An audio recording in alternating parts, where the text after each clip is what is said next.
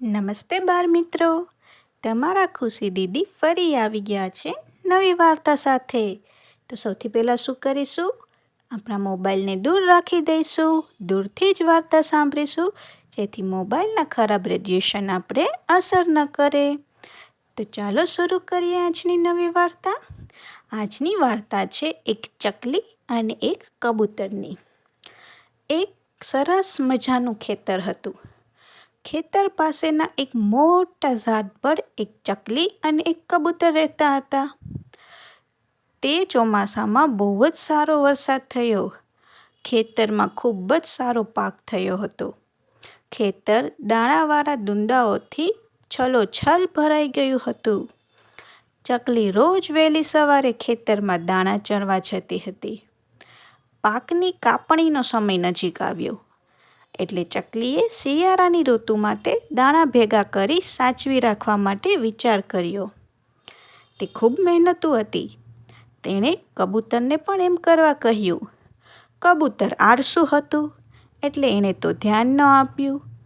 રોજ વહેલી સવારે ચકલી કબૂતરને એની સાથે આવવા કહેતી, પણ કબૂતર તો આળસુ એટલે કહે, ઠાગા થૈયા કરું છું, ચાંચુડી ઘડાવું છું, જાવ રે ચકલી બેન આવું છું. ચકલી દાણા એકઠા કરતી. તેણે કબૂતરને કહ્યું કે હવે ગમે ત્યારે ખેડૂત પાકની કાપણી કરી લેશે, પણ આળસુ કબૂતર મોડું કરીએ જ રાખતું અને કહ્યા જ રાખતું.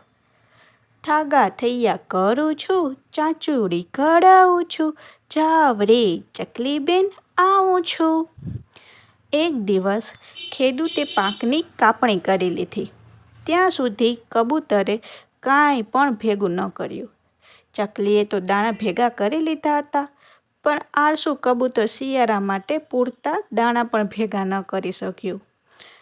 પછી શું? દિવસો શિયાળાના શરૂ થઈ ગયા. કબૂતર પાસે જેટલું અનાજ હતું ધીરે ધીરે ધીરે ધીરે ખાલી થવા માંડ્યું. ચકલીબેને તો મહેનત કરી ખૂબ ભેગું કર્યું. હવે કબૂતરને વિચાર આવ્યો કે પહેલાં મેં ચકલીબેનની વાત માની લીધી હોત તો. પણ હવે શું થાય? ભૂખ્યા રહેવાનો વારો આવ્યો. તે તો જાય ખેતરમાં ઉડતું ઉડતું ગોતવા કે ક્યાંક કંઈક મળી જાય, ક્યાંક કંઈક મળી જાય, પણ એમ થોડી ન મળે. પછી છેલ્લે હારી થાકીને ઘરે આવ્યો ને વિચાર કર્યો કે ચકલીબેન પાસે મદદ માગું. એ તો ગયો ચકલીબેન પાસે. ચકલીબેન, મારું અનાજ તો ખાલી થઈ ગયું.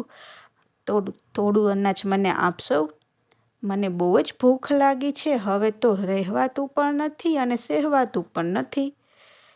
ચકલીબેને કહ્યું, જ્યારે હું તમને ઉઠાડવા આવતી તો ત્યારે તમે કહેતા, ઠાગા થૈયા કરું છું, ચાંચુડી ઘડાવું છું, જાવ રે ચકલીબેન આવું છું.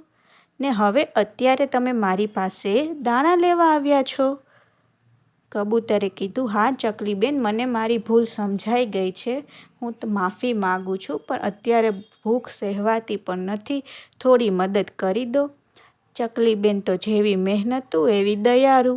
તેને બિચારા કબૂતર પર દયા આવી, એટલે એને કહ્યું, ઠીક છે કબૂતરભાઈ, લો આ થોડા દાણા લ્યો, તમારો શિયાળો નીકળી જશે અને આવતા વર્ષે આવી આળસ ન કરતા અને મારી સાથે મહેનતથી દાણા ભેગા કરજો. અને કબૂતરે પણ ચકલીબેનને વચન આપ્યું કે હવેથી હું ક્યારેય આળસ નહીં કરું.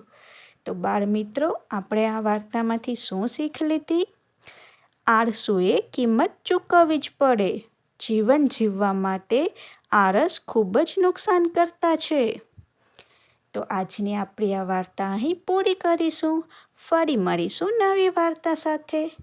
ત્યાં સુધી મમ્મી પપ્પાની વાત માનતા રહેજો. થોડું થોડું તોફાન કરતા રહેજો. Bye bye.